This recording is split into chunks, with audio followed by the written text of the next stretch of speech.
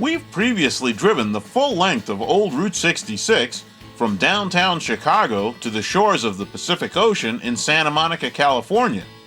Or at least we thought we had. Route 66 actually had several different alignments during its time as the main street of America, from the mid-1920s to the mid-1980s. And so there are even more areas touched by the history of the Mother Road than the obvious ones sporting historic 66 signs. Our friends at Route 66 magazine told us of several sections of the old road across Arizona and New Mexico that were not readily accessible with a normal passenger car, and so naturally, these seemed like perfect locations for us to explore on one of our road trips. Fortunately for us, Bob Moore, the managing editor of Route 66 magazine and an expert in Route 66 history, was able to provide us with accurate, detailed instructions on where to find these lost sections of the highway. We selected our long-term Suzuki XL7 as our transport for this adventure back in time because of its over-the-road comfort, high ground clearance, tidy dimensions, and its ability to tackle rough terrain. It turned out to be a perfect choice, as we easily negotiated seriously overgrown portions of the road, washed out areas, and a low-range rock-crawling segment climbing the La Bajada grade near Santa Fe, New Mexico.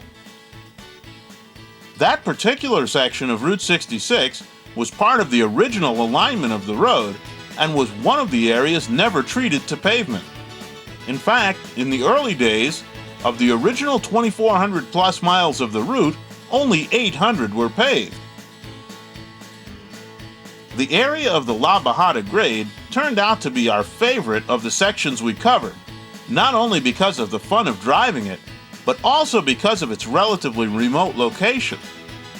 It's a fair distance from paved roads of any kind, and it's very easy to imagine the kinds of rugged challenges that faced drivers all those years ago. Other areas we visited were in varied condition, with surfaces ranging from broken, badly overgrown pavement to muddy, sandy, rocky roadbeds with giant openings waiting to swallow the vehicle of a careless driver. Most of the structures we found on our adventure were simply foundations of buildings long gone. But in this area of eastern Arizona, we came upon the Painted Desert Trading Post, still standing all alone on this forgotten stretch of road. Unfortunately, spray paint-toting vandals reached it before us, but it was still nice to imagine this oasis for weary travelers when business was in full swing.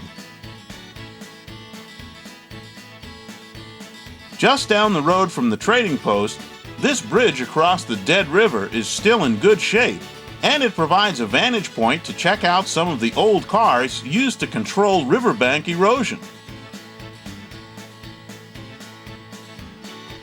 Traveling the roads of America away from the interstates can certainly be a rewarding, relaxing history lesson.